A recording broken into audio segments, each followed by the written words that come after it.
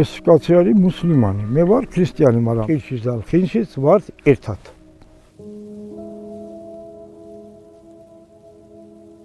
იაშა მიქელაძე. მალათიც. ზურაბ კახაძე. მე 92 წლიდან ვარ აქ ჩამოსული. მე დიდი ხანია. მეორე კლასიდან გადმოველი აქ.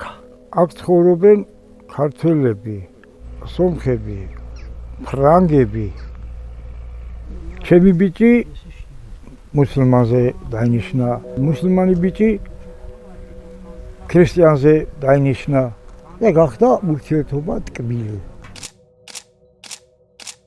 ეს არის ჩვენი სამლოცავანი. მეჩეთის გაკეთება რომ დავიწყებ, შემოგთავაზეს ამოვალთო დაგეხმარებით, მაგრამ ჩვენ იმდენები ვიყავით, რომ ჩვენ ძალებით და ჩვენ ფიზიკურად გავაკეთეთ ყველანაირი ყველაფერი. მე ხშირი სტუმარი ვარ ამათი და ყველასიც. ძალიან გთხოვთ, სახში შემოით. მოგძან. მოდით, სახში მოდით.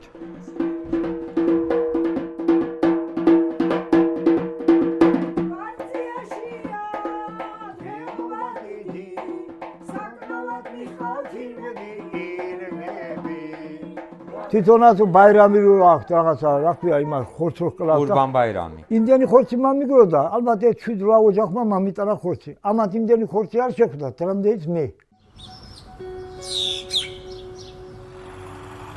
აღდგომაზე მივდივარ, მიულოცავთ აღდგომის დღესასწაულს. რა თქმა უნდა, მაგიდა გაშლილი აქნე დავждებით. მადლობას გადავხდი და გამოვბრუნდები სამოვა. აი ეს არის ქრისტიანი ჩვენი სოფლის სალოცავი.